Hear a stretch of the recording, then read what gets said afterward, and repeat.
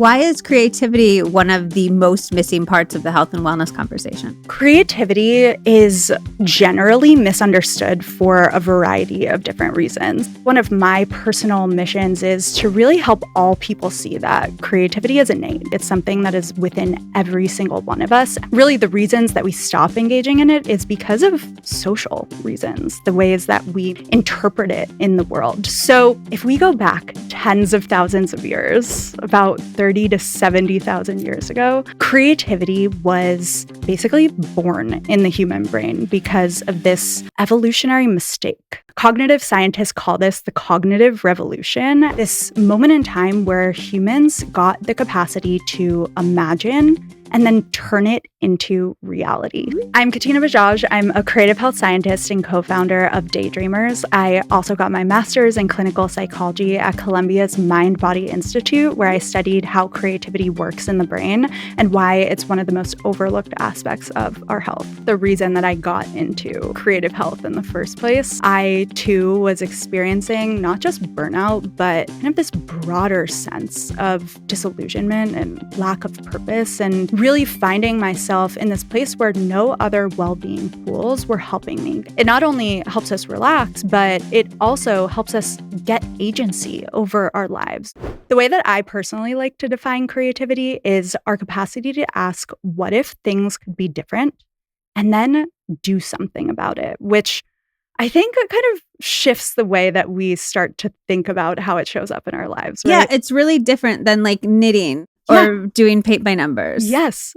This is ultimately what I want us all to see. And what's fascinating is that, fast forward to right now, creativity is working in our brain in a variety of different ways, pretty much at every moment. So creativity isn't bound in one specific spot, but it's these series of networks and combinations of aspects of our brain that happen in various different ways. So the three main ones are the default mode network, which is the imagination network. This is where we brainstorm what happens when we daydream and mind wander, and you get that like spark of an idea.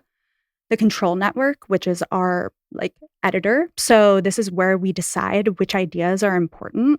And then the salience network, which is kind of like the moderator between the two, but this is where we kind of decide what is most relevant and meaningful to us. And so with that framing and that kind of like nerdy scientific background, we can all see that creativity is something that we do all the time. And it's so much bigger than art, paint by numbers, going to a pottery class, right? It's really, truly a way of existing in the world. Okay, so connect that back to how will that improve our health and our wellness? When we're talking about our health and our wellness, we are talking about one specific type of creativity, which is something called mini C creativity. This is creativity that's just purely meaningful to you. It's not maybe the viral videos or even, a beautiful painting that you might do in your free time. It's the process and the integration of understanding how we exist in the world. So when we're engaging in mini C creativity, we're not really showing it to anyone. This is something that we're doing in our alone time and our private time. And so the research is actually really clear that this type of creativity impacts our well-being in so many ways that we really don't talk about in our world. First, it impacts our emotions and our mental health. Second, it impacts our cognition and our brain health, our long-term brain health. And third, it impacts our capacity to flourish and thrive. So it not only is reducing our stress, but it's broadening our perspective. It's helping us access awe and wonder. And it's also really making our brain dense, helping us improve our neuroplasticity and the strength of our brain for the long term. What are examples of mini C creativity, like in a day-to-day life? I like to break it down into three different forms of creativity. The first one is creative expression, which I think we all know. That is like paint by numbers. Yes. Okay. Yeah. And I even like to go broader than that. It could be picking out your outfit and being really intentional about what you're wearing and putting on your body. It could be dancing in your room. Any way that you are connecting your mind and body that doesn't even need to use words, that is expressing yourself in the physical world. Okay. So that's one. The second is creative thinking. So this is where we connect the dots in new and different ways. And a lot of times this is what we're doing right now, like a deep conversation, experiencing novelty, learning something new. Even if you're listening, you're doing something that is mini C creative. And the third is noticing and appreciating beauty. So I think this is something that gets overlooked so often in our world, but it's really being able to savor, to observe the beauty in big ways and small around you. And then what that does is start to proactively help us experience awe and wonder and a sense of interconnectedness. So many people feel stuck, and I feel like unalive right now. How does creativity help with that? This is like the reason that I got into creative health in the first place. I too was experiencing not just burnout, but kind of this broader sense of disillusionment and lack of purpose, and really finding myself in this place where no other well-being tools were helping me get to this kind of deeper root of, my own struggles. And what I found was that when I started to turn to creativity and this mini C form of creativity, writing in my journal on the subway, noticing a flower for a little longer than maybe just, pounding to my office, this is not scientific, but I like to say that it defrosted my brain. Like it started to wake me up to these parts of life that we just completely overlook: play, imagination, making meaning, being able to sit with and potentially even thrive in chaos and uncertainty. And so I think creativity is really unique, and it's this extremely powerful tool that hits on many of the elements that go overlooked in the well-being tools that we're using today. Why have we moved away from creativity, or have we? Like, I'm kind of thinking about, in the 1800s when people were working all these crazy hours and stuff, were they taking time to be creative? Have we moved away from it? Have we never had the opportunity or time for it in the first place? I personally think that this is an industrial revolution shift. This isn't necessarily just my personal opinion. There are many scholars that also point to this. But if we look back to kind of pre-industrial revolution times, creativity wasn't a thing that we did. It was just a way that we existed. So there were craftsmen and women that were kind of making things at all times. People were sitting around, even around a fireplace, right? And telling stories and being able to sing and dance and have fun in a way that I think we've really lost in a world that is solely focused on productivity and efficiency and doesn't really prioritize things like play and curiosity. It's interesting that you say like it was a way we lived, because I'm thinking like, oh yeah, because the craftsmen needed to make plates. Like machines have sort of taken a lot of these roles that artisans might have done historically. And I also, even as I'm saying that, I'm like, am I glamorizing that though too? There's a really important difference that you're highlighting, that mini C creativity is one form, right? Maybe after their work as an artisan, they were coming home and reading, they were chatting around, a fireplace, right? These smaller forms of creativity. Pro C creativity, so creativity that we engage in for our work, is something that actually requires boundaries. It's not something that always will bring us happiness and joy and all of the healthy things that we're talking about. Creativity is almost like a double-sided sword. And I think a lot of the researchers in this space are a little hesitant to say creativity writ large is quote unquote good for us, because there are so many different ways that we can engage in it. So that's why I'm really specific about the types of creativity I'm talking about, because I'm sure you've experienced this too. When you create for your job, there is a lot of stuff that comes up with it, right? Yeah, there are. What would you say to somebody who's trying to decide whether to make their creative passion into their job?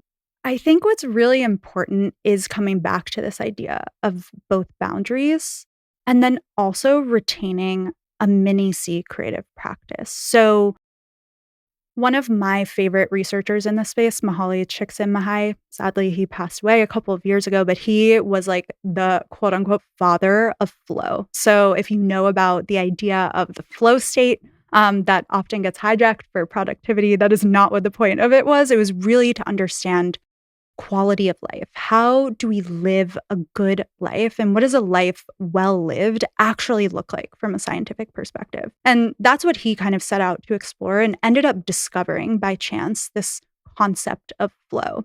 And one of the things that he says is that if you look at creativity back in the day, it was something that was pleasurable. Like artists back in ancient Greece and ancient Egypt were seen as enjoyable people to be around. And for some reason, over the past couple of centuries, we've associated the depressed artist, right? And a lot of that really comes from the social pressures and the identity that gets wrapped up in creativity. And even more than that, this idea that artists and people who use creativity for their job need to be kind of outside of society, outside of the norm. And so I think if we start to bring creativity back to the center of both our lives and then also collectively how we view our world and what a good life looks like, that might shift. That's a little optimistic, but I do think for someone who actually wants to take that jump into living a more passionate life writ large, it's really important to remember that creativity for your job is one aspect, and we need to incorporate many other forms of creativity into our life to really be able to show up with that spark and energy and vitality. But if they were pragmatically like, I love baking bread, should I go open a bakery and have that be my job? Are there things that you would have them considering, knowing what you know as a scientist and also somebody who did this yourself? I think we can't look to that job to give us the well-being benefits that creativity as our passion might have given us. So to continue to lift up other passions and hobbies that we have in order to continue to get those benefits, to give our job all the, what we would like to. It also occurs to me, because we're defining creativity in a much different way than we would have thought previous to this conversation, perhaps, that maybe there are ways to bring our creative selves into whatever job we have rather than leaving whatever job we have to do a quote unquote creative job. Yes. And there's actually some research on this. There was a study that came out in 2016 where scientists wanted to understand what kind of leads to work-related burnout and how maybe we could begin to combat it. And one of the things that they found was that people who bring curiosity and engagement into any task at work, so that creative mindset, right, end up becoming less exhausted and they perform better at work. And overall, over time, they increase their psychological resilience. So if we can find those pockets of creativity and curiosity throughout our day, then I think that's a wonderful way to start to increase that autonomy and freedom and engagement, no matter where we are, instead of like completely abandoning our job as it might stand. Can you ground that in reality for me a little bit? Like, what might that look like on a day-to-day basis? Yes, the study was quite kind of abstract, right? What they were saying was, can you think curiously when you're answering an email instead of just churning it out and kind of being robotic in that?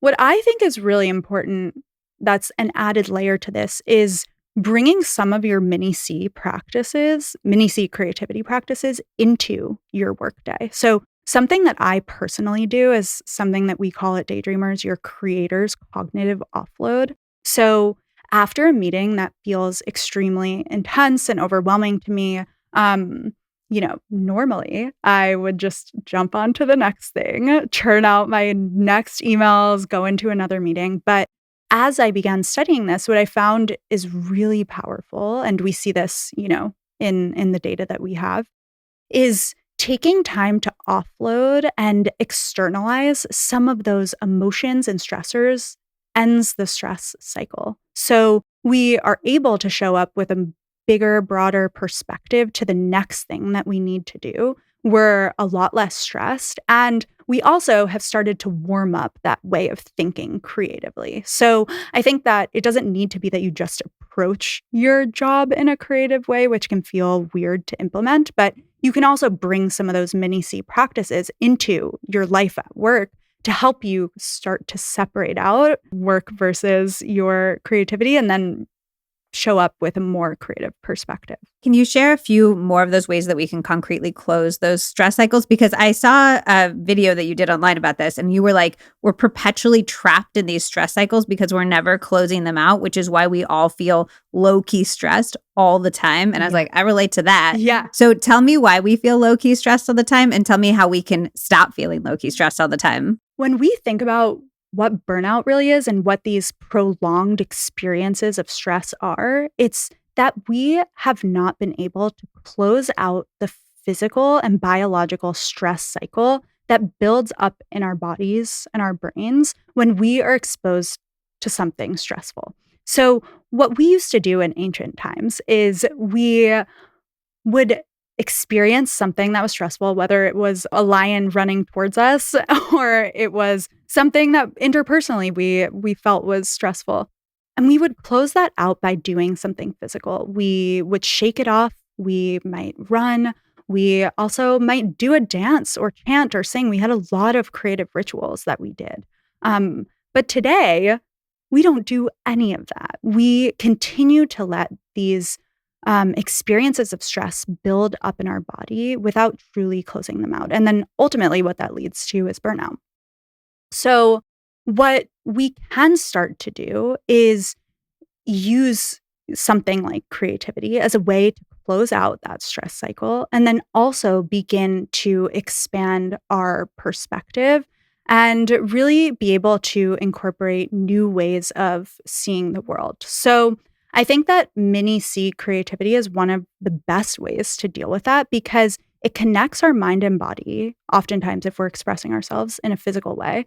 And also, we don't need to always use words to describe how we're feeling. I think that we have entered a world where we are really cognitively heavy, right? We talk about our feelings all the time. We talk about, what's stressing us out, but that doesn't actually close the stress cycle. And also, sometimes we don't have the right words to describe exactly how we're feeling. So when we use forms of physical creative expression, whether it's doodling on the side of your page, doing a cognitive offload exercise, or even dancing between your meetings, that is able to close that stress cycle and then also expand us into a more creative way of seeing the world without needing to describe any of the things that show up. Do we need to be connecting the thing that we're stressed about to the creative expression? Like, do we need to be thinking, I hate my boss as we're like doing our dance, or no? Honestly, love that. I think like that might serve a lot of different health things and I might take that away for myself. But no, we don't. I think that what's really cool about creativity is that regardless of skill, background, experience, how inspired you feel, etc., the true act of doing it literally reduces cortisol in our body and shifts us into parasympathetic nervous system, which is our rest and digest, our relaxation, right?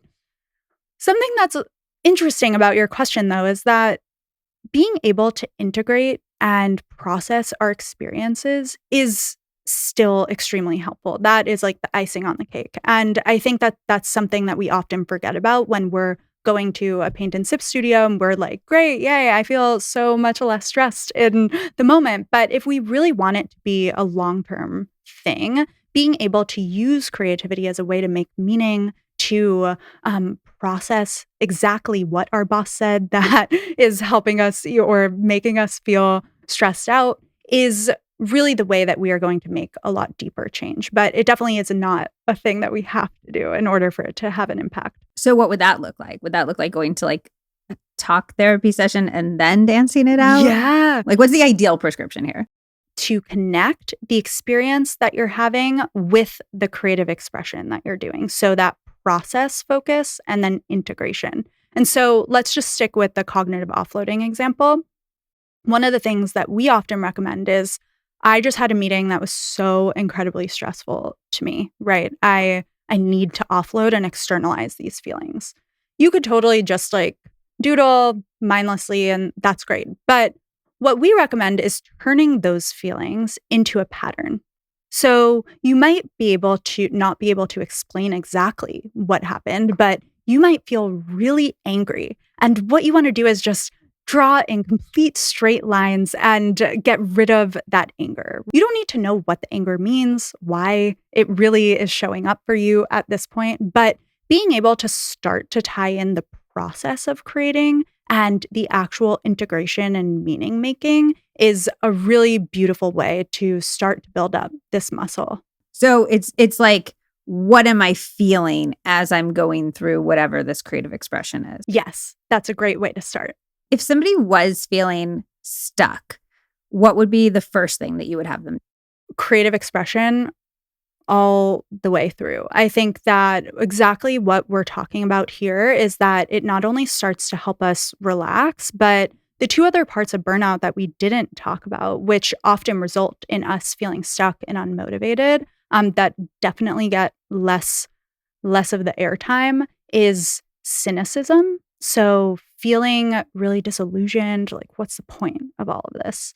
And then feeling really inefficient. So, like, you're moving through your day, you're kind of wallowing through your day, and you're just not getting anything done. So, oftentimes, those are the two aspects of being stuck that we don't necessarily talk about. And I think that when we express ourselves creatively, it not only helps us relax, but it also helps us get agency over our lives. We are able to express ourselves in a way that we want, not what we should be doing. And then, as I've mentioned a couple of times, it starts to broaden our perspective. It creates more room in our working memory, and it really helps us see the bigger picture, which helps us enhance our focus. Practically, what that means is any form of creative expression that is purely just for you and really zeroing in on something that connects the mind and body. So again, doodling, cognitive offloading, dancing, maybe even humming, singing, right? Things that are getting you back into your body and closing that stress cycle to give you more agency and a bigger, more creative perspective. Can you give us more options? Because I do feel like sometimes we get stuck in just being like, I don't know what type of creative person I would be, or I don't even know where to begin with those. Like, should I hum? Should I sing a song? Like, what counts? I have to say, this is like the question that I get, the main question that I get online when I talk about creativity. And I think it actually gives a little insight into the ways that we approach our lives, right? This very almost like rigid, I have to be doing it right. Like, we want to make creativity productive. Yes, exactly. I'm not giving an answer to this, but I'm going to give some caveats.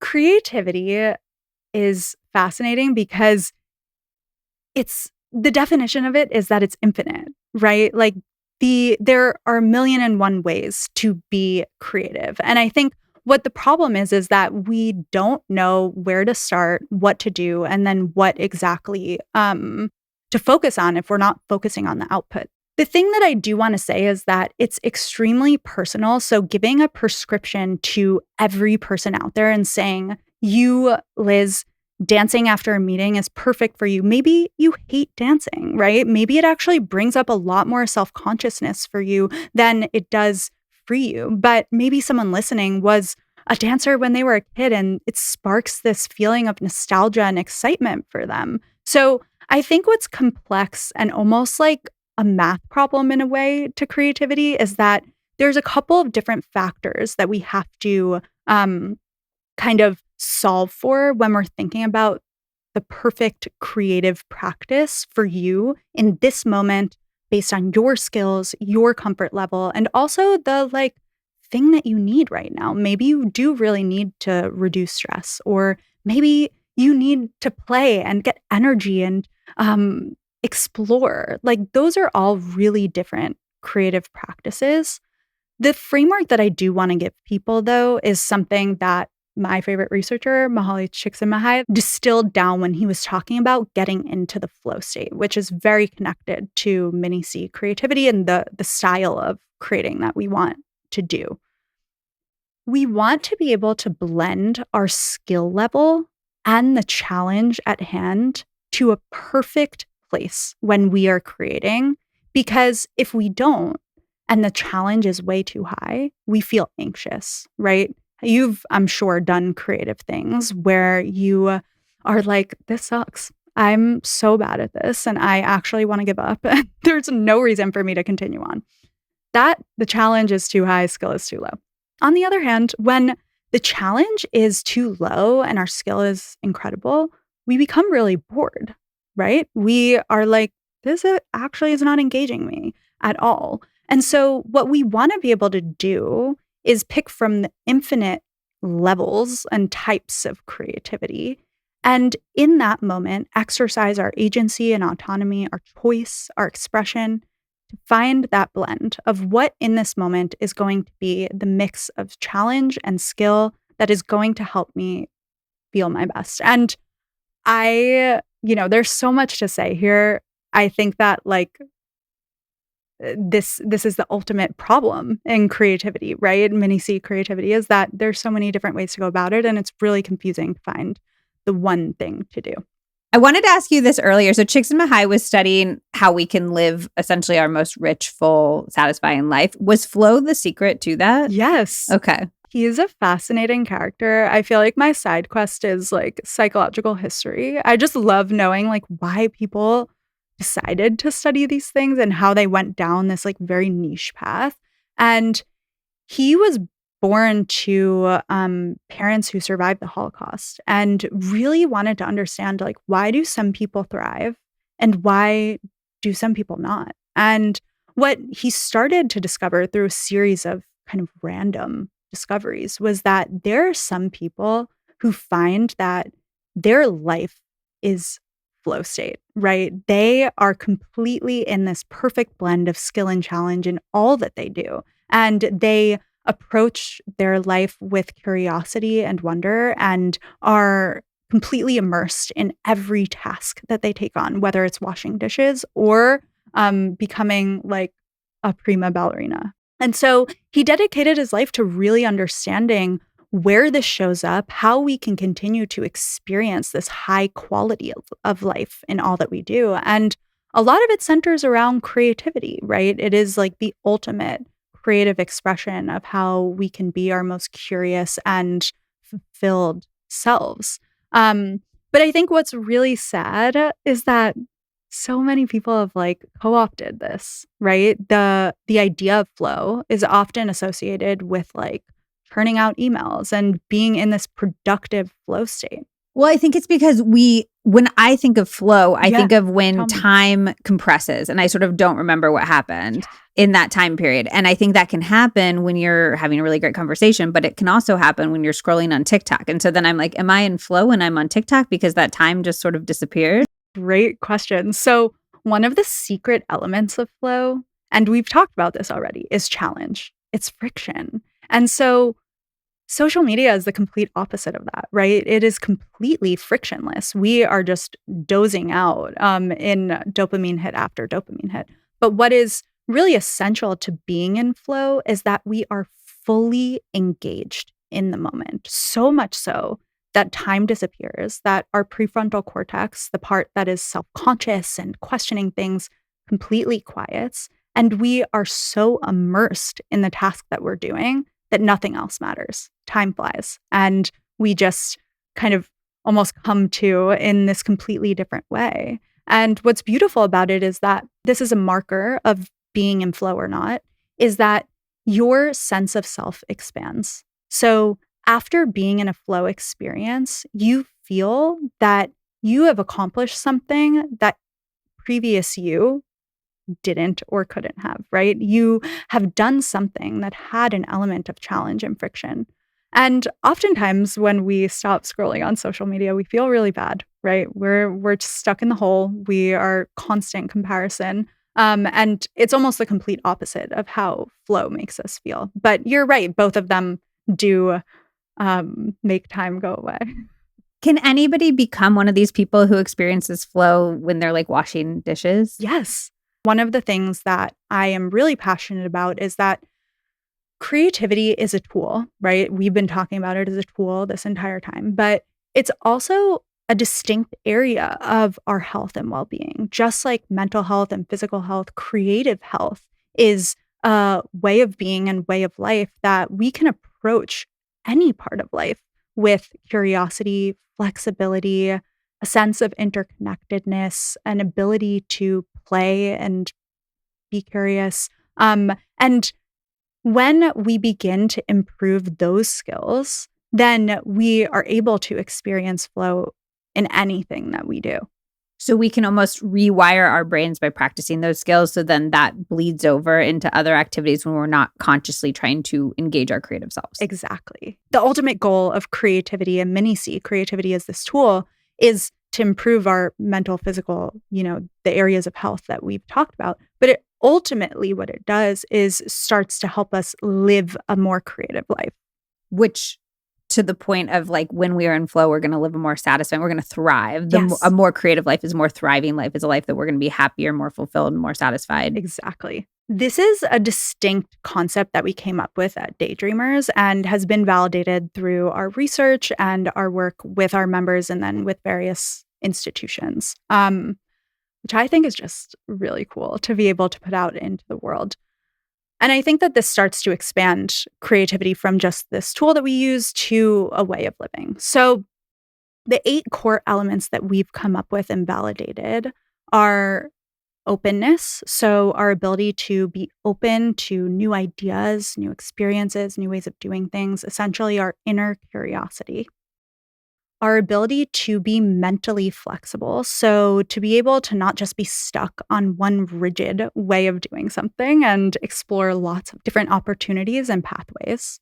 Our ability to experience autonomy. So I've mentioned this word a couple of times. I think it's kind of the secret sauce of creativity, but it's our ability to not follow the status quo, to be like, okay, you guys can all do this, but this is my way of doing things, and I don't really care what anyone else thinks. And I think creativity really helps us unlock that confidence. Oh, that's so interesting, because that'd be another way that social media is harming creativity, because I do think it filters us into all wearing the same outfits, doing the same trends, thinking the same thoughts. Yes.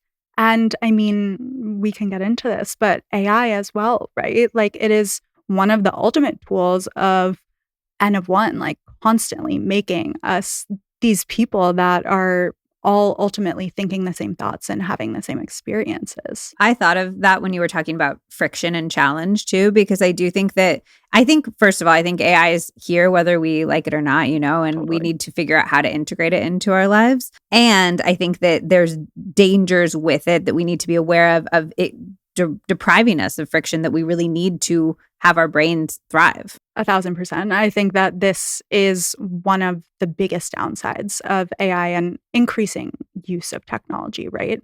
And I think that's a great segue to one of the other aspects of creative health, which is grit and resilience. So can we move through challenges and really reframe challenges as an exciting aspect of life and also like a natural aspect of life rather than something that we just put our hands up and say, no.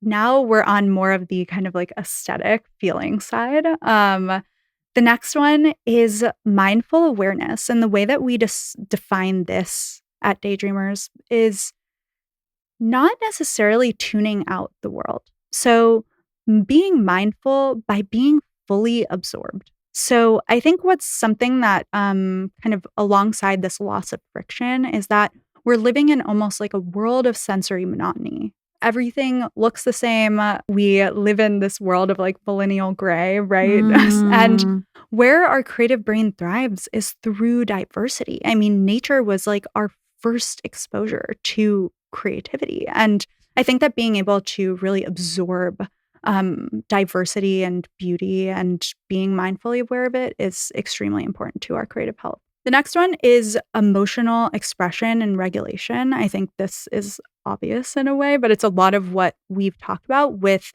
these forms of mini-C creativity that are focused on creative expression. It's being in tune, seeing our emotions really as data points, and also being able to offload and express them in a healthy way.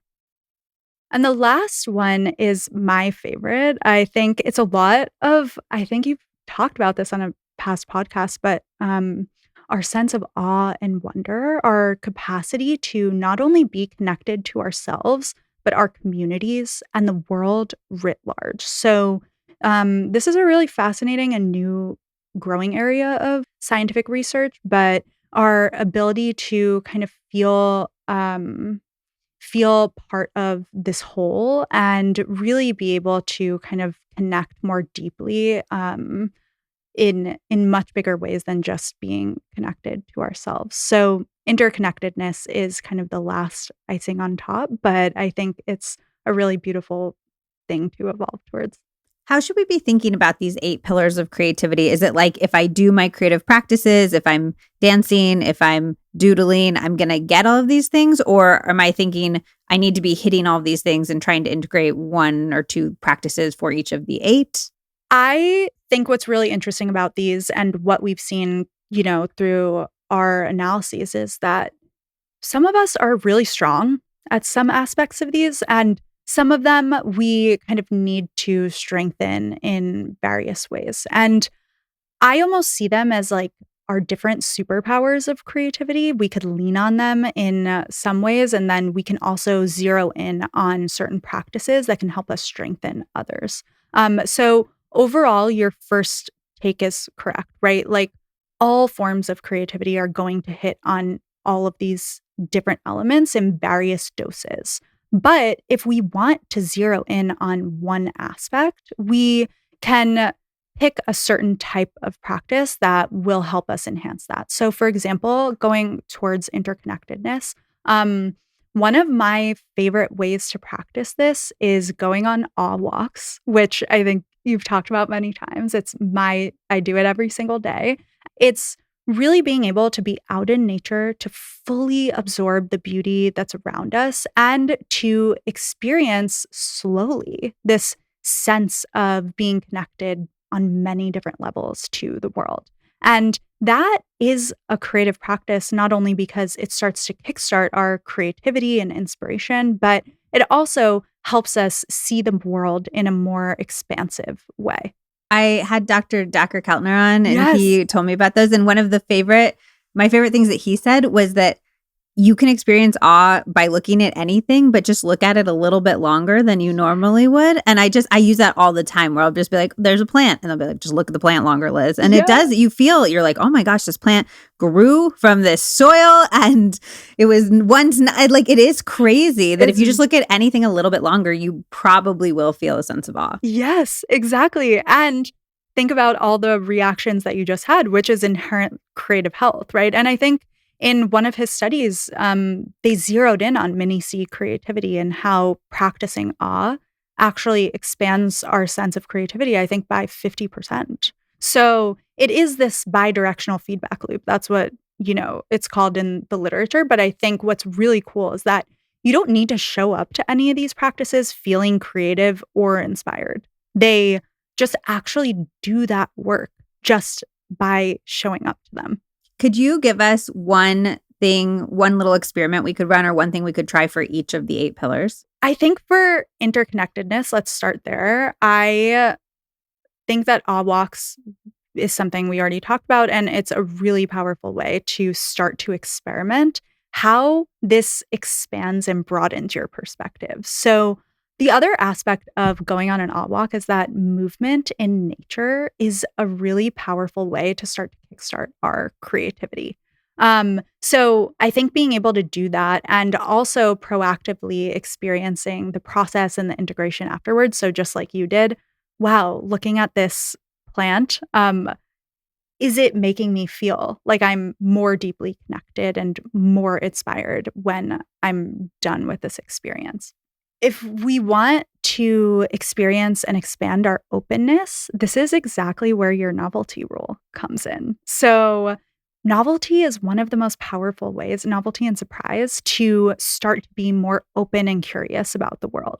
So if you can experience something new or different in your life, whether it's going on a walk in a different route in your neighborhood, or even trying to experiment with a new creative practice, that is going to help kickstart our openness and curiosity. I think what's really cool is that at Daydreamers, we've seen as almost this like anecdotal predictive factor of increasing our other parts of our creative health is that when people start to be more open and try new and different things, it usually means that they're about to experience a lot more creative health. So this is one of the kind of first foundational things that we can do to kickstart the other areas of our well-being. Okay, so that's great. So that's like a start here. If Yeah. you don't know where to start with doing something novel to increase your sense of openness, and that will probably have cascading effects. Exactly. Okay. Mental flexibility is something that actually is often associated with perfectionism. So when we are feeling like we have to get something done in the most perfect, ideal way with zero mistakes, we have very low mental flexibility. And we see this actually as like the first creative block that most of us experience in our world.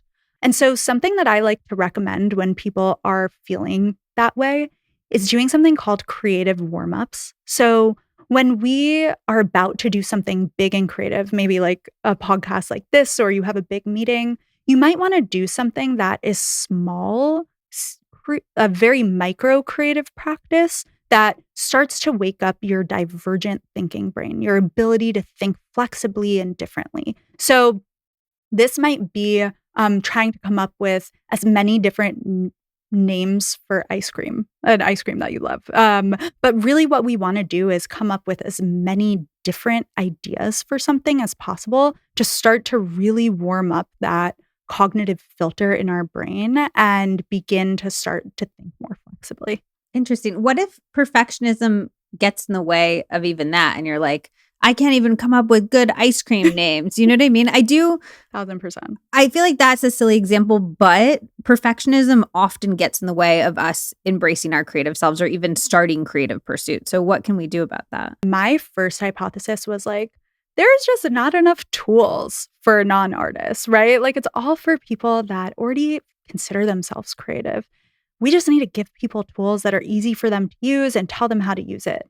And what we found is that worked for some people, but really what the problem was is that there were these bigger creative blocks that were holding us back psychologically from even getting started. So I think what you're saying is completely valid.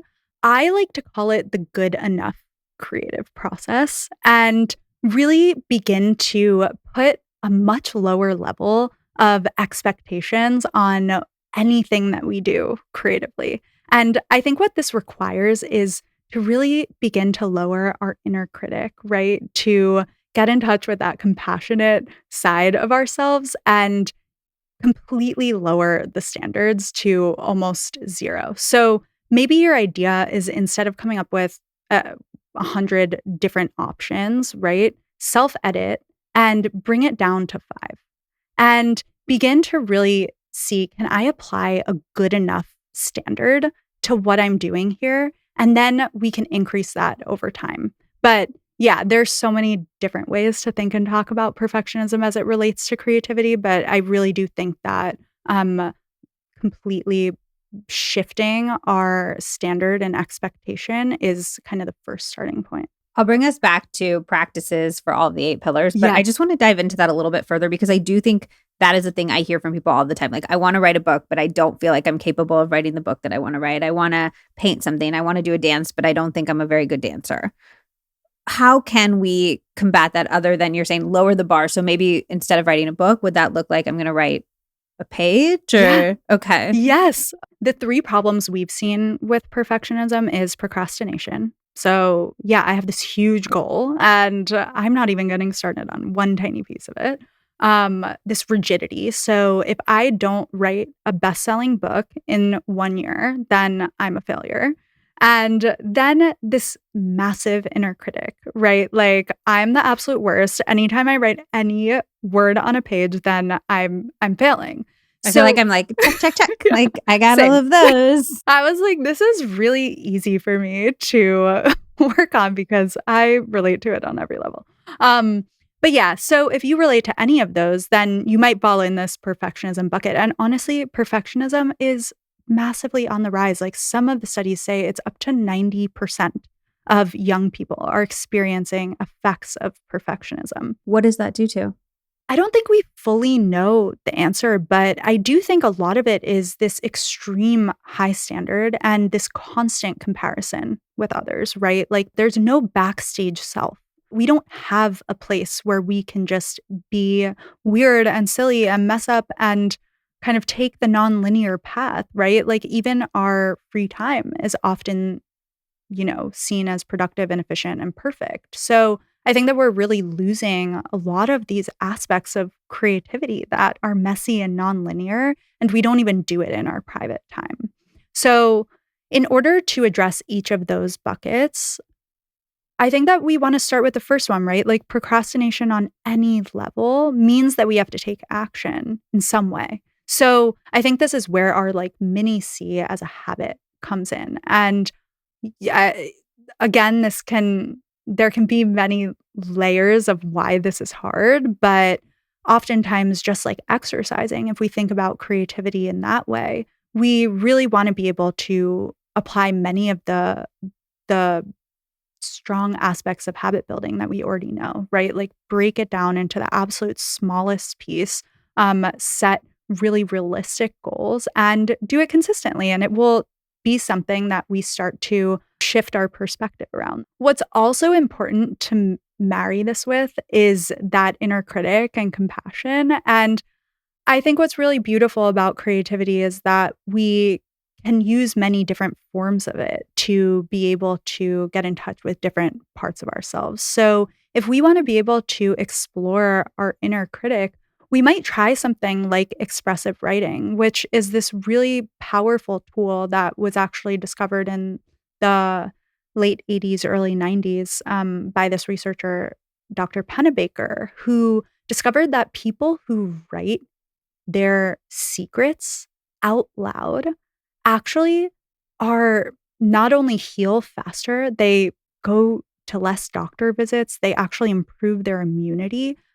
But they also are able to like bring that shame outside of themselves and see it clearly. So I think alongside the goal that we have, right, maybe of writing a book and starting to break that down into smaller pieces, have a good enough creative process around it, we can also marry that with some of this more kind of expressive writing that increases our compassion for ourselves and really lets us kind of close the loop on shame. What would that look like in practice? Like, let's say I was singing. I wanted to like write a song or something, and every song I wrote was trash. And my singing voice sounded not at all what I heard on Spotify. And I really wanted it to sound like that. Would my expressive writing be like, that was trash, and then I see what happens next? Or do I need to be consciously trying to be like, you're good enough, I love you no matter what? No, the whole point is that you are like being as honest as possible. Okay. Right? So it is not for anyone else. It is completely letting those secrets that often like manifest in our bodies and minds in the background come to the surface and being able to see them clearly and allow that clarity to shift our perspective. And ultimately, that is what the research found. And I mean, I can speak from my personal experience. I use expressive writing literally every day. It works. Like it's something that when we are really honest with ourselves in a place that no one else needs to see, we really often become a lot more compassionate than we imagine when it's just kind of the inner critic racing around in our head. That's interesting because I would imagine, I guess I would fear that it would just be another place that my critic would yell at me. Like it's yelling at me in my brain and now it's yelling at me on the page. Yeah. I mean, and you're like, that doesn't happen? It definitely, I'm not going to say that it doesn't happen in the moment, but remember the thing that we're aiming for is consistency over time. We're not just showing up to our creative practice one time and being like, you're a horrible singer. Like, it's really being able to view it as something that we grow with and shift with over time. And I think a lot of times our creativity gets put to the back burner, right? It's something that we don't use and then we think it's bad and it continues to fester. But when we're able to get up close with it and use it consistently, we actually shift our perspective and ultimately become more curious and compassionate over time. The thing that helps me the most with my perfectionist tendencies is trying to embrace process versus outcome. Yes. And I think that your work is really helpful for that because you're talking about all the benefits of the process. So even if the book never gets written, even if the song is never to your standards, even if you can never paint something that you would be excited to give to somebody, you're still reaping all of these mental health, physical health, social, all of these different benefits. And so for me, that's helpful in embracing that as a use of time, even if the outcome isn't ever what I want it to be. And I also think that you have to be okay with like trash outcomes for a long time are what create good outcomes too. Yes. I love the way you worded that. I think it's really interesting because even the most prolific creators, first of all, had a mini C creativity practice that no one saw. Like they were not showing anyone that they were kind of doing weird stuff in their lab, right? Like this was a core part of who they are. I see it as the foundation. And ultimately, when we look at that big C creativity, even the most innovative things in the world, a lot of research shows that it's the one or two things that kind of made it big, but these people were experimenting and creating all the time. So we often think that it was like the one big hit of Einstein's theory of relativity, right? But first of all, he was daydreaming, playing the violin, doing all this stuff, and at the same time, creating a ton of work that he really saw as like failures and messes and continued to iterate and experiment. And that's the core of mental flexibility, right? It's this idea that like first, second, third, 100th idea might not be good, but my goal here is to put stuff out.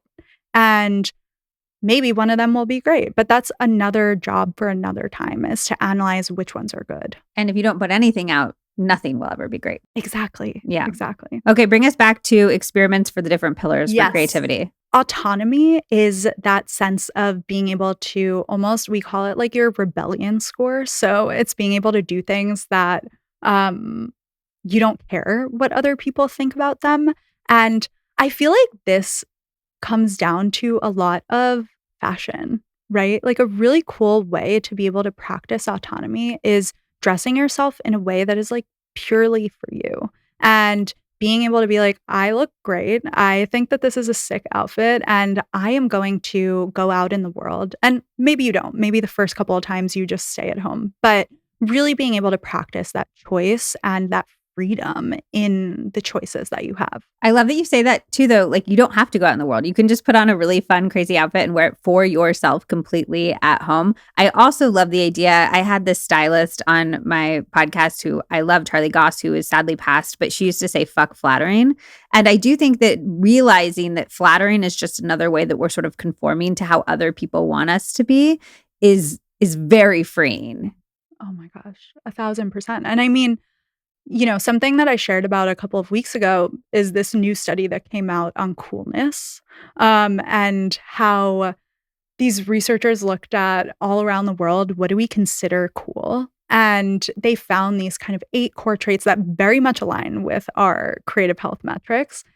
And one of them, it's huge, is autonomy, right? It's this idea of being like, I am doing this for myself and I think this is cool. And other people end up catching on. And by the way, all of the conversations we're having around taste and developing taste and in a world of AI, like, do you have an opinion that really matters? That is autonomy. And I think that the only way that we really cultivate that is in our own inner world first.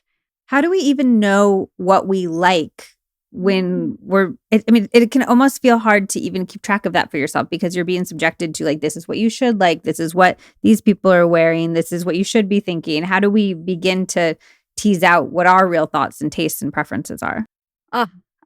So the third creative block that we identified is conformity. And this is, you know, after you work through the idea of even getting started, perfectionism. Our second block is autopilot. So I just don't feel inspired. I'm bored, repetitive, etc. We could get into that. But the third is conformity. So, okay, cool. I'm creating stuff that I think is interesting, but like I still am scared. I still feel cringe. sharing this stuff, doing this stuff even. And I think that we live in a world of like surveillance in a way where we're constantly putting our creativity out. And I think what it really requires and what we recommend first, purely doing this stuff for yourself without letting it ladder up to anything.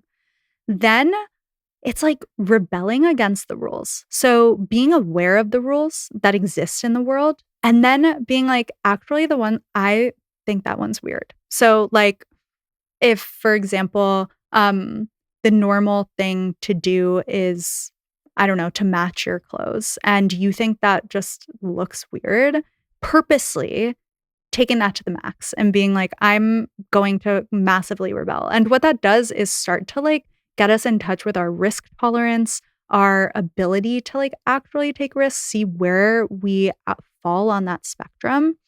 And then the last part is like owning true autonomy, who you are and what you think outside of rebelling, outside of almost copying the rules, like what feels right to you. And I think what that requires is like collecting a lot of data, right? Like we have to. And one of the major aspects of creativity is collecting inputs.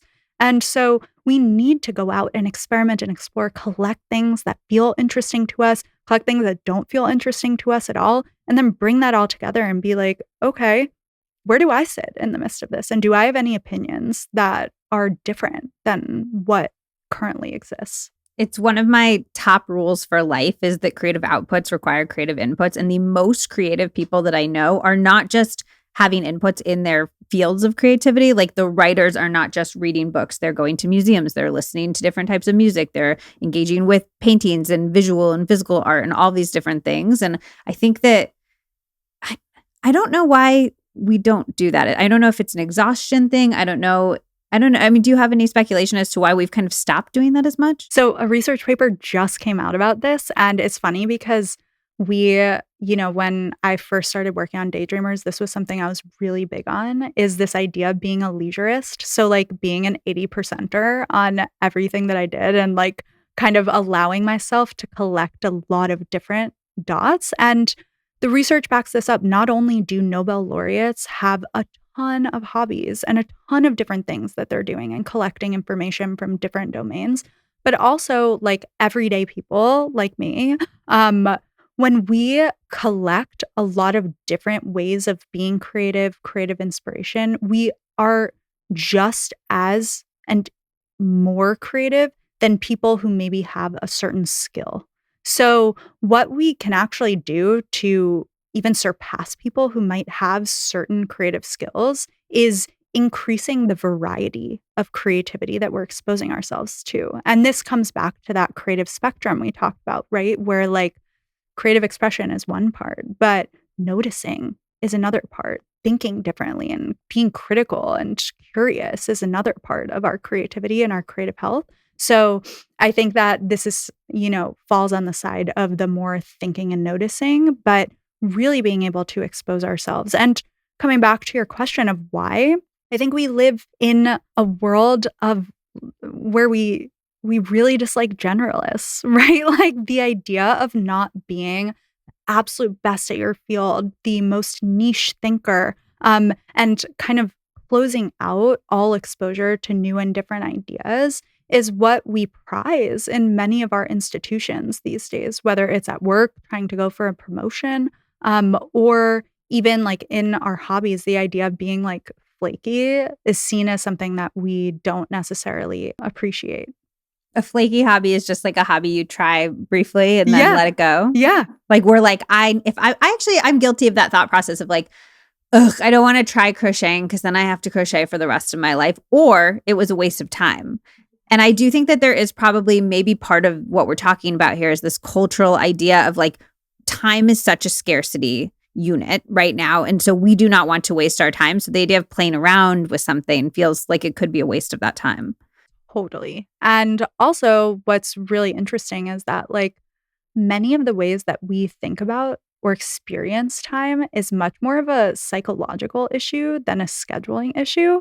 And so coming back to this idea of novelty that you talk about so often, when we do new and different things, this variety of being creative, it actually expands our sense of time because we have to be fully engaged in the experience. And also, our brain is like fully recording that experience. So, take an example of like when you're commuting to work and you've done it a million times and you just do it in autopilot, right? But when you're taking a new route, you're paying attention to the whole thing. So when we are doing a variety of different tasks, we're actually expanding our sense of what's possible and how much time we actually have. So if you're listening to this and you're like, ugh, I'm so burnt out, I'm so tired, and you're adding creativity to my list of to-dos, you're saying creativity will actually expand how much time we feel like we have. Yeah, and there's research to back this up. When we add effortful leisure activities into our schedule, people not only feel better, but they feel like they have more time to do things. Wait, what's an effortful leisure activity? Effortful leisure activity is something that requires us to show up for it. And I think what's interesting is the lens that we often put on our creative spectrum is effortful to effortless. So creative expression takes effort, right? Like you're whipping out supplies. You're doing something that when you feel exhausted, you're like, there's no world that I want to be doing something that requires something more of me. Effortless is like looking out your window and noticing a flower, right? That doesn't really require much of us, but it's really powerful. The biggest bang for our buck when it comes to the impact of our creativity on our health and well-being is doing effortful leisure activities or creative activities. So things that require us to show up, that feel like they are taking something from us in order to get there, but in reality are having the biggest impact on our well-being, our sense of time, our ability to grow and change. Even if we feel tired. Even if we feel tired. How do we get over that initial hump? I ended my workday. I want to just sit and scroll and do the most effortless leisure activity that exists, but I know I'll get a greater payoff if I do effortful leisure. How do we get over the initial hump? This is like the core of my personal questions every single day, and also something I hear about all the time. I first want to come back to the idea of autonomy, right? Like I want to be cautious because I think we live in a world that is constantly telling us to do more stuff. And that's not what I'm saying here, is to like completely push through your exhaustion and add another thing to your calendar, your to-do, right? Every single day. When we look at kind of some of the research and even what we see at Daydreamers, you really only need to do effortful creative or leisure activities like 3 times a week to have an impact. So what's happening is when we're doing an effortful leisure activity or creative activity, it's not only making us feel good in the moment and like buffering against these negative effects that are showing up in our lives, right? Like stress and, feeling badly about ourselves, but it has an effect through the next day. So the impact of it is not momentary, but it's really broadening our well-being for a longer period in time. So I think what's really helpful to know is that we don't need to do these effortful things all the time. And when we do make that active choice, it's something that has an impact for a longer term. And so when you're feeling exhausted and you're like, I don't want to do this, are you actually genuinely feeling exhausted, or are you just feeling mentally drained? And when you're feeling mentally drained, that might be a good sign for you to engage in something effortful to really start to increase that feeling of joy and freedom and excitement. And that can last for a period in time. And, there's some really interesting research that came out of University of Virginia by Dr. Kelly Lampert. And she calls this behaviorceuticals, like effortful leisure activities. And she hypothesizes that she calls it like a natural antidepressant. So it's something that has profound impact on our well-being. And I think it's something that, like, when used correctly, it can really impact us for the long term. The last thing I'll say on this is, like, it doesn't need to be long. So if you can do it for about 15 minutes, it should have the same effect as if you're doing a 2-hour painting. So the bar is like 15 minutes, am I feeling drained or am I feeling truly exhausted and I need to sleep? And then from there, you can decide how much effort you really want to give to your creative practice. Okay, are there other pillars that we didn't get to for experiments yet? So coming back to our 8 core metrics, our next one is grit and resilience. And so this is really about embracing friction and not necessarily shying away from it, which happens so often in our world. I think what I would say for this one is really tying this to flow and giving ourselves the time and space to match that challenge and that skill level where you're doing something that you proactively know is not necessarily the easiest thing in the world. If you're like me and you don't really like cooking, you might decide to cook not using a recipe. And I think to me, that provides almost like a layer, a constraint that forces me to think differently and also to really show up in a way that embraces the hard parts, which is thinking about what ingredients might go together. And I I think something here that's interesting to talk about is the idea that constraints can be really powerful. A lot of times we think that this is a bad thing, just like challenge, but it actually is scientifically demonstrated that when we put constraints on ourselves, it helps us think of more creative solutions. So I think being able to pair that together is something that can be really powerful. So that'd be an action step that people could take if they're like struggling to come up with a creative solution to something. It'd be like, well, what's a constraint that I can introduce here? Because that will actually expand my creative thinking. Exactly. So, like in this example, practically taking away a recipe is more challenging for me than following a recipe step by step. How could we apply that to like a work problem or trying to make a hard decision in our life? I often think of constraints as something that I associate with time. So, a lot of the creative practices that we have at Daydreamers are kind of limiting or playing around with time. So, being able to almost do like a CrossFit exercise with our creative brain. So, how many things can you do in 30 seconds? And I see that as a really almost gentle way to start to practice constraints. So, for example, if you're like overthinking an email, maybe give yourself 5 minutes and see what your good enough email can look like. Step away from it and come back and reread it with fresh eyes. And then are there any other pillars we didn't get to? Yes, we have sensory awareness. So, being able to kind of be fully immersed in an experience. What I would say for that, I would almost pair it with our awe walk. And particularly on an awe walk, I would say, I'm a big fan of podcasts, but don't have any headphones in your ears. So be able to be fully immersed in the practice itself. And last but not least, we have purpose and meaning making. I think what's really beautiful about creativity, and I believe that a lot of us are experiencing a lack of meaning in our lives, is that it is a meaning making machine. Like all we're doing when we're creative is trying to understand the world around us, how we fit into it. So I think kind of going back to a practice we already talked about, expressive writing is a really helpful way that we can start to make sense of the world and our place in it. You've mentioned some of the factors that limit people's creativity. I think you mentioned autopilot, you mentioned perfectionism. Can you kind of go through the different obstacles people might face in trying to get in touch with their own creativity? Yes. So I think this is a perfect way to explain the 3 blocks, right? So perfectionism, thus feeling that we're not good enough. Nothing we do is good enough. And also, we can't make any mistakes. So we approach the world in a very rigid way and our creative practice as well.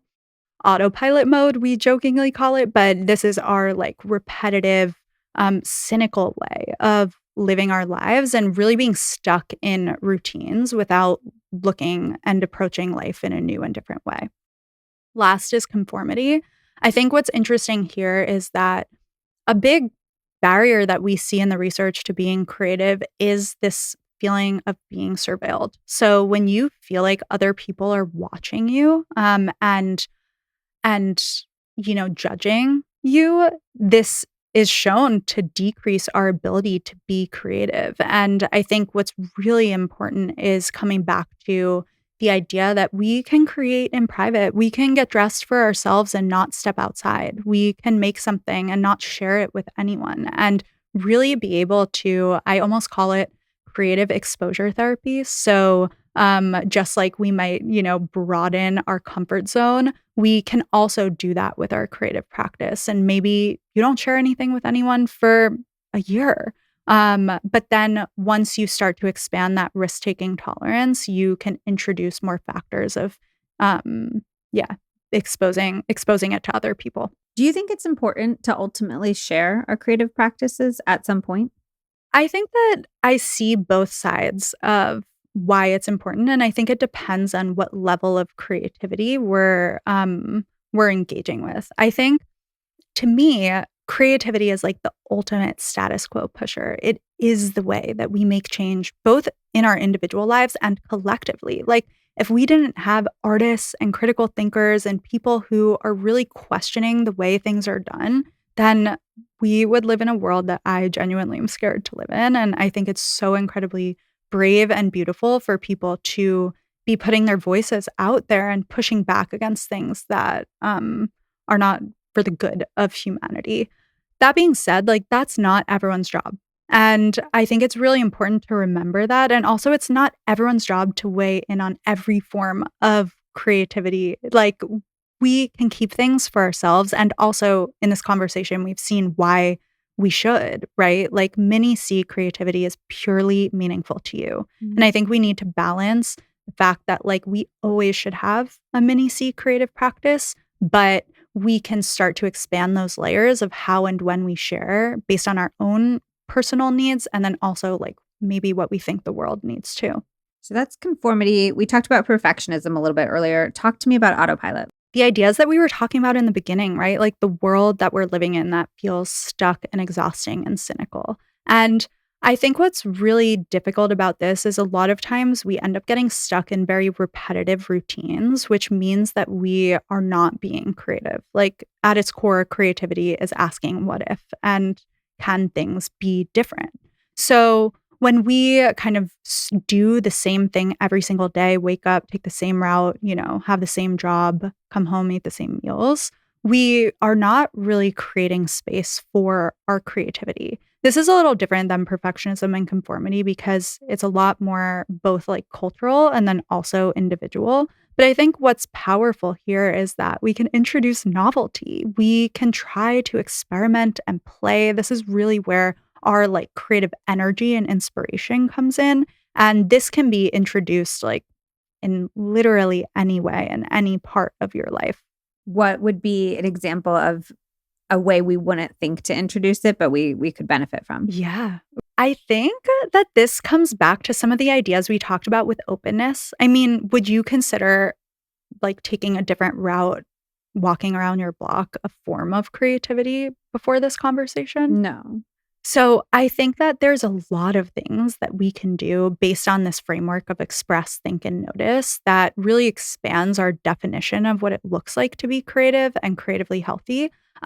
And here in particular, we want to zero in on like reconnecting with that curiosity. So is there a different way that I could do this? Is there a constraint that I could add?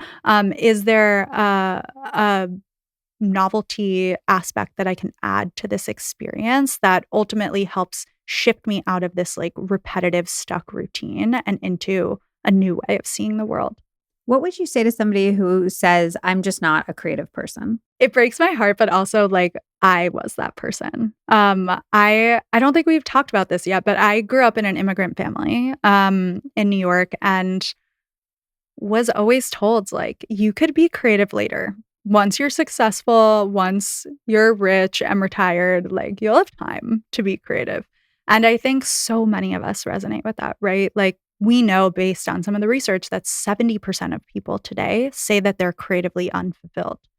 And so most of us and most people we see at Daydreamers are not creative people. And even if they're being creative for their career, like they're a designer or even an engineer or even a creator, right? They still zero in on creativity as being artistic and ultimately being extremely good at being creative. So I think there are a lot of myths that we experience when it comes to our creativity, which is like, I have to be super talented, I have to have a ton of time, I have to have all the right resources and money. And this other one that I hear about often, which is like, I was creative once, but I'm not anymore. Like, that was a thing of the past. I was creative as a kid and I'm not going to be.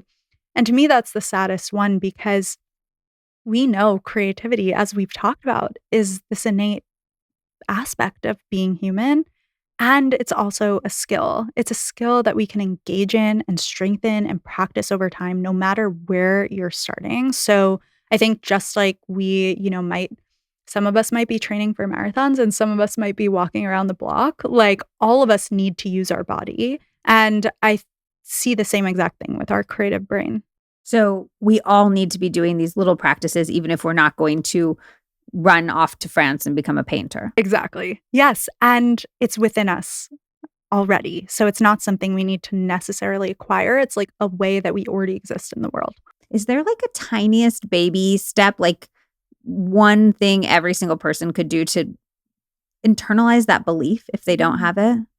When I think about myself and having embodied this narrative that like I'm not a creative person, even though, by the way, I like grew up as an opera singer and like competitive dancer, I just still always associated it with achievement and talent in a very specific way. So I think that first is the idea that like, listening to this conversation that you are creative, right? Like you have that knowledge and awareness. But you, meaning any single person who is listening to this, you are creative. I just want to make that so clear because I still think that there is somebody out there who's listening who's like, this is other people are, but still not me, still not me. Totally. And please see yourself in me. Like I always believed that creativity was for other people.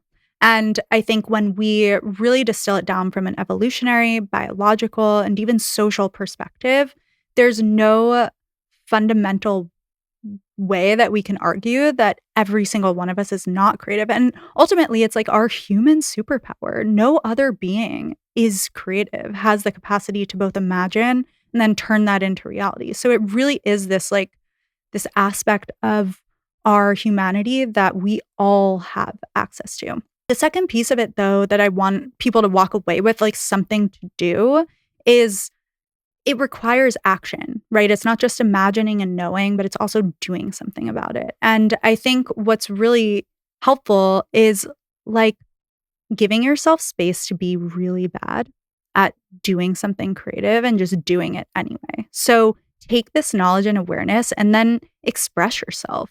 Think differently, challenge someone in a conversation and use your critical thinking skills, which is really your ability to have autonomy, right? And I think that there are so many different ways that we can start to embody it, but marrying the knowledge and the action piece, and that there's a variety of ways to be creatively healthy and take action on it, that is where we start to begin this positive upward spiral, as we call it, where we are creative, we increase our comfort level with it, we increase our motivation to do it again. So it all builds on each other. What if we run into very real judgment, like somebody who says, this isn't good or you're not good at this? And that could have happened when we were a kid and we just hung on to that forever and we heard that voice in our head forever. It could happen as an adult. What do we do with that? I think that all of us probably have had that experience at some point, right? I mean, I definitely had an art teacher that had an impact on me when I was a kid. But I think that what this really comes back to is, again, this is purely meaningful to you. There is absolutely no reason that you need to be telling anyone or showing anyone. Like the first, most basic piece of this is making or doing something that only matters to you. That is like the true scientific definition of mini C creativity. And that means that like no one needs to know. So there should be no judgment from anyone. And even so, even if that comes through from a past experience, that's where we can even begin to talk to that part of ourselves through expressive writing or another form of expressing ourselves. And that in and of itself is creativity. I always also think about how subjective it all is. Like, I firmly believe there's no such thing as a bad dancer. I think there are great dancers. And then I think everybody else is a good dancer. Like, if you are moving to music, if you're feeling it in your body, if you're enjoying yourself, there's not a bad or good dancer. There's, prima ballerinas. But I just think that creativity is an experience, and it's so subjective in the judgment of it. 1,000%. Like, that is the basis of what creativity is, right? Is that it's a combination of what's meaningful to us, what our senses are telling us is important, and also what we've been exposed to. So all it is someone's point of view. And you can choose to take it or you can choose to leave it. Exactly. What are some creative practices that you do on a daily, weekly, monthly, annual basis? Every single day, I start my day with two things. I start my day with a form of cognitive offloading. So, really emptying out the space in my head, my working memory, just starting from a fresh slate. And that can look like expressive writing, our form of like visual doodling, active imagination. I do that right when I wake up. And then I go on an odd walk. So, no headphones. I just really observe, in the park near my house that's extremely beautiful. I do both of those things every day to, again, start fresh and start inspired. And then at the end of the day, I do something that helps me decompress. So something that I've gotten really into now is printmaking. And the reason that I really like it is because it requires a level of just like focus and repetition that I think allows you to get into the flow state without judgment. A lot of it is just like carving, right? So you're just sitting and carving something that you already sketched or copied basically onto a rubber block. And so being able to just sit and have that repetitive action and also see something that I made afterwards is a really helpful way for me to just like wind down from my day. So those are two things that I do in some form. And then I think when I zoom out and just think about living a creatively healthy life, I try to inject one of those three elements in a big picture every month or so. So whether that's exploring a museum, there's so many free days that you can go in at least the Bay Area. And there's so much research that shows that just like beholding art is really powerful for our health, longevity, sense of connection. Like, there was a study that actually showed that people who went to museums consistently had a 31% lower risk of dying than people who didn't, which is wild to me. I'm immediately like, have we standardized for like wealth and income and things like that? And leisure time and all the things that allow people to go to museums? I think that's an amazing point, and I would totally go there too. I always see creativity as a luxury, and that's like literally why I'm doing this, is to make it not one. But it was this huge countrywide study in the UK done in 2017. And, the UK is one of the leading places that is really pushing for creativity as a social prescription. They strongly believe and have conducted a lot of their own research on how impactful it is for our health, longevity, well-being, in a variety of ways. So they really wanted to get like a full sample of thousands of people. Okay, so you're like, when you're zooming out, you're going to museums. Going to museums. And like, by the way, I'm not a museum person. I see it almost as like my grit and friction. You're like, I hate this, so I'm doing it. I'm like, this requires like a really new way of seeing the world. I did not grow up as a museum person at all. But I do see it as something that's like new and novel for me.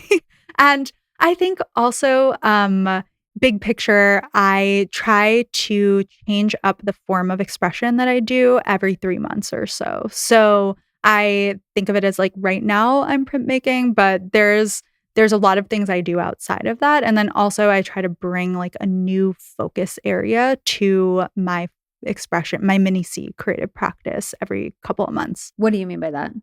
Printmaking is my decompression hobby, we'll say. But in a couple of months, it might be something completely different. And where do you get the ideas for that? Like, I feel like I want a hobby, but I kind of don't know where to start. I get it through Daydreamers because that's like what we do. So I have to test out a lot of things that we're doing. But I think that what's really cool is like, it feels that we're living through almost a renaissance of analog hobbies, right? Like grandma hobbies are kind of the new trend, which of course I'm all for, trend or not. But I think that there's a lot of ways that we can get inspiration from our communities, from our friends and see what they're doing. And then also, of course, like that is what we do at Daydreamers is help you move from practice to practice to be able to address the different aspects of your well-being. So if you're like, I don't want to think about that at all. Are there ones that you've stumbled upon that you feel like most people enjoy, benefit from in an outsized way? Yeah. Some form of painting, honestly, is a really powerful place to start. And what that could mean is like finger painting, watercolor painting, just moving colors around on a page. And I think, there's a lot of research why working with color and being able to express ourselves in this completely like physical and embodied way is really powerful. But I do see that as kind of the number one place that people like to start. Are there any other myths about creativity that you want to bust? I feel like the big myths, we call it the 4 big myths, but it's that we need to have a certain level of talent, which we myth busted with mini C creativity. We need to have a lot of time, which we know it only really requires about 15 minutes to start seeing the well-being impact of it. We only did it when we were younger, so that we know actually, as we've talked about, like creativity is based on the inputs that we have. So the more inputs we collect, the older we get, the more creative we become. And then the last is that we need a lot of money. I think that this is probably like coming from my background, the biggest area of passion that I have, that like creativity is for these people that, are rich and have all of these resources. And I think that what we've uncovered in this conversation is that it's not about having the exact right tools. Like you can literally look outside of a window and begin to experience and expand your creative brain. Can you just distill down? So we have the hobby side, we have like the specific creative activities, but we have also really talked a lot about how to bring that sense of creativity to anything you do in your life. So in like 1 or 2 lines, if somebody's like, I want to have sex more creatively, I want to cook dinner more creatively, how specifically are we doing that? That's a great question. I think that we can come back to any of those 8 core elements that we feel most skilled at, right? So if you're thinking about cooking or having sex, are you really connected to your curiosity? Are you bringing your curiosity to that experience? Or maybe you're just a deeply interconnected person, right? And you see beauty and awe and wonder in everything that you do, and you lead with that experience. Or maybe you're just like a super hard worker and you love grit, you love challenge, and you're setting constraints on everything. So I think picking one of those 8 and really leading with it, and then, we could worry about improving the other skills later, but being able to kind of get back in touch with that way of seeing the world in a more creative way. I love that, because then you can kind of start applying it. You can take your creative activities and we can be including those, infusing those in our lives in our 15 minutes 3 times a week. But I love the idea of being able to apply all of these things to everything we're doing. So we're constantly strengthening the creative parts of our brain. Yes. And I mean, like, that is the ultimate point, right? We want to live good lives that feel like they're worth it. And I think that being able to be creatively healthy and bringing these elements to all that we do is actually allowing us to live a more engaged and full and fulfilling life. And to me, that's the entire point. Can you leave us with one homework assignment, something we can all do the second we turn off this podcast? And let's have it be something to get in touch with our creativity, to take us from a place of burnout, a place of exhaustion, to a place of thriving and enjoying our lives more. Yes. Okay. I love homework. I do too. We're trying to rebrand it on this podcast. We're like, fun homework. Oh my gosh, no, 1,000%. I assign people homework all the time. I am going to really advocate for creative expression. I think, like, if you turn off this podcast and you're like, I feel exhausted, I'm going to challenge you to lean into the friction in your life and choose one creative tool that really speaks to you, whether it's doodling, dancing, picking out a new outfit, cooking something, to connect your mind and body, close that stress cycle, and then also broaden your perspective.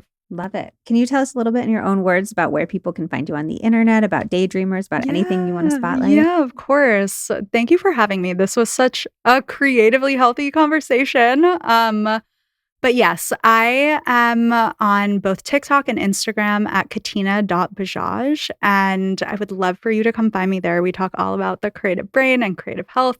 And definitely come check out Daydreamers. We specifically focus on people who don't consider themselves artists or creative to really turn creativity into a habit. And we also just launched a Substack because storytelling is such an important part of creativity and really shifting the narrative about who and what gets to be creative. So definitely come check out either of those. I would love to have you. Amazing. Thank you so much. Thank you. Thank you so much for tuning in to this episode of the Liz Moody Podcast. If you enjoyed the episode, go ahead and follow on Apple or Spotify or subscribe on YouTube and hit that notification bell so you never miss a new episode. And if there's somebody in your life you think would benefit from this episode, send them a quick link. It is the best way to support the podcast, and it is so, so appreciated. And if you're watching this, drop me a comment. I would love to hear your thoughts and what resonated most with you. Thanks again for being here. I feel so lucky that I get to grow and learn and share with you. And I will see you on the next episode of the Liz Moody Podcast. Oh, just one more thing. It's the legal language. This podcast is presented solely for educational and entertainment purposes. It is not intended as a substitute for the advice of a physician, a psychotherapist, or any other qualified professional.